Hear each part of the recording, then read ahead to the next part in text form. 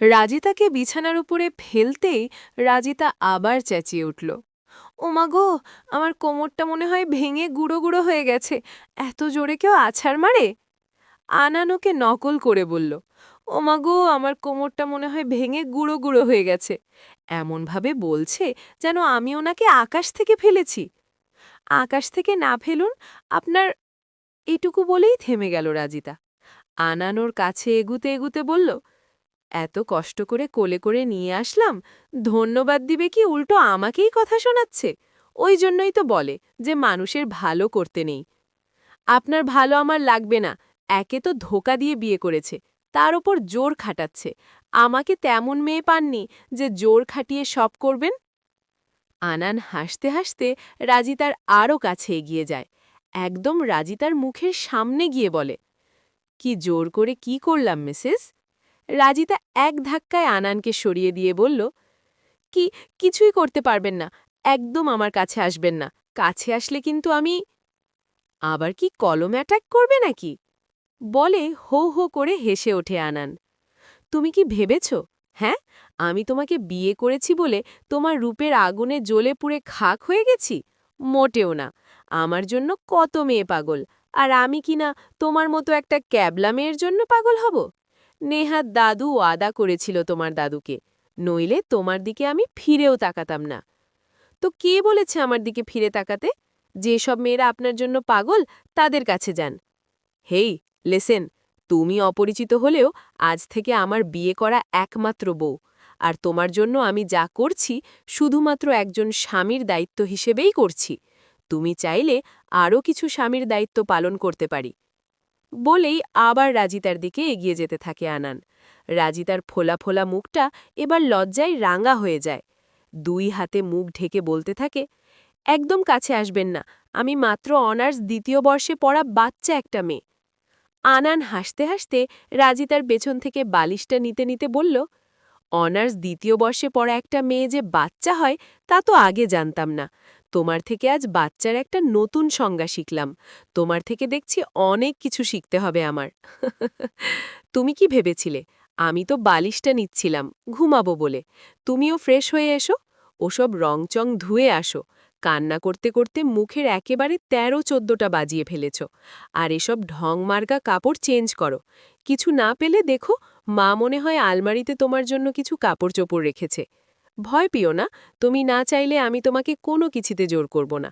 আমি অমন ধরনের স্বামী নই। রাজিতা লজ্জা পেয়ে বাথরুমে চলে গেল। সেখানে আগে থেকেই দুটো তোয়ালে, দুটো ব্রাশ, আনানের জিনিসের পাশাপাশি মেয়েদের প্রয়োজনীয় সব জিনিসও সাজানো। তার মানে আগে থেকেই কেউ সব সাজিয়ে রেখেছে। রাজিতাদের বাড়িতে বিয়ের জন্য বিশাল আয়োজন করা হলেও এখানে তার ছিটে ফোটাও নেই। নিশ্চয়ই আনান কোনো অনুষ্ঠান করতে দেয়নি। আচ্ছা, ওর আবার নতুন করে কাউকে বিয়ে করার ফন্দি নেই তো? অনুষ্ঠান কেন করেনি? বাবা মায়ের একমাত্র ছেলে, তবুও কোনো অনুষ্ঠান ছাড়াই বিয়ে করল। আনান পেশায় কি করে তাও তো রাজিতা জানে না। শুধু শুনেছিল যে ঢাকায় দুটো বাড়ি আছে, একটা ভাড়া দেওয়া, আরেকটার একটা ফ্ল্যাটে ওরা থাকে, বাকিগুলো ফ্ল্যাট ভাড়া দেওয়া। নিজের সম্পর্কে কেন যে সব লুকিয়ে রেখেছে কে জানে। কোনো মাফিয়া টাফিয়াদের সাথে তো আবার জড়িত নেই। এসব ভাবতে ভাবতে শুনতে পায় যে বাথরুমের বাইরে থেকে আনান ওকে ডাকছে। এই যে আমার বাচ্চা মিসেস, বাথরুমে তো ঢুকে গেলেন, কাপড় কে নেবে? দরজাটা খুলুন, এই কাপড়টা নিয়ে চেঞ্জ করে নিন। আমার তো মনে হচ্ছে যে বাথরুমটা তোমার অনেক পছন্দ হয়েছে, তুমি চাইলে ওখানেও ঘুমাতে পারো। রাজিতা দরজা খুলে কাপড়টা নিয়ে আবার বন্ধ করে দিতে দিতে বলল, আপনি আসলেই বেহায়া। যতই আমার থেকে দূরে থাকতে বলছি ততই কাছে আসছেন, আবার বলছেন যে আপনি অমন স্বামী না। বলেই খট করে আনানের সামনেই দরজাটা বন্ধ করে দিল। সকালে আনান ঘুম থেকে উঠে দেখে যে রাজিতা ওর পায়ের দিকে মাথা দিয়ে ৪ হাত পা ছড়িয়ে শুয়ে আছে। রাজিতার পা আনানের গায়ের ওপর তুলে দিয়ে আরামে ঘুমোচ্ছে। আর একটু হলেই তো আনানের লাথি খেয়ে নিচে পড়তে হতো। এত বাজেভাবেও কেউ শুয়ে থাকে নাকি? এই মেয়েটাকে নিয়ে যে কি করবে, কেন যে ওর দাদু এমন একটা ওয়াদা করেছিল?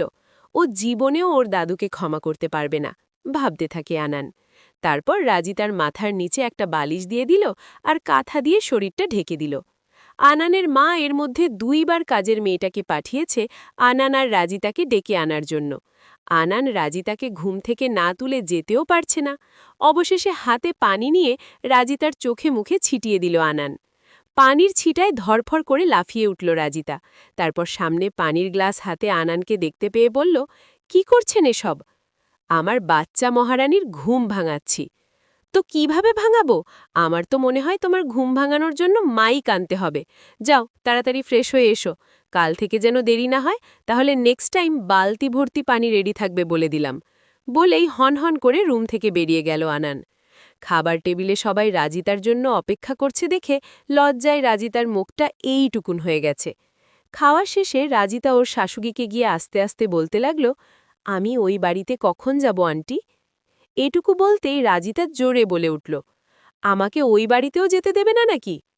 এইবার আনানের মা হেসে ফেললেন, ধুর পাগলি, আমাদের তোর কি মনে হয় আমরা কি তোকে খাঁচায় বন্দি করেছি নাকি যে যেতে দেব না? তাহলে? আনান বলল যে শুধু শুধু ওনাদের কষ্ট করে আসতে হবে না, আনান নিজেই তোকে নিয়ে যাবে। আমি ওনার সাথে কেন যাব? আমি চাচ্চুর সাথেই যাব। এতক্ষণ আনান রাজিতার কথাগুলো শুনছিল। এইবার বলে উঠল, বেশি কথা বলো না, যদি যেতে চাও তো তাড়াতাড়ি রেডি হয়ে আসো, নইলে কিন্তু আমি আর নিয়ে যেতে পারবো না। রাজিতা মুখ বাঁকিয়ে বলল, কে বলেছে আপনাকে কষ্ট করে নিয়ে যেতে? আমি চাচ্চুর সাথেই যাব। মা, ওকে বলো রেডি হতে, আমার হাতে বেশি সময় নেই। আনানের মা রাজিতাকে ঠেলে রুমের দিকে পাঠাতে পাঠাতে বললেন, যা মা, ওর সাথে বেশি বাজে বকিস না, ও ভালোর ভালো, আবার রেগে গেলে। আচ্ছা আন্টি, আমি যাচ্ছি, তবে আজ কিন্তু আসব না। ওই বাসায় সবাই এসেছে, কত মজা করছে, আর আমি এখানে। আনান এবার রাজিতার হাত ধরে টানতে টানতে রুমে নিয়ে গেল। তোমাকে না বারণ করেছি আমার মাকে আন্টি না ডাকতে? মা ডাকলে কি তোমার মুখ খুলে পড়ে যাবে, নাকি কথা বলা বন্ধ হয়ে যাবে? আচ্ছা, বলবো।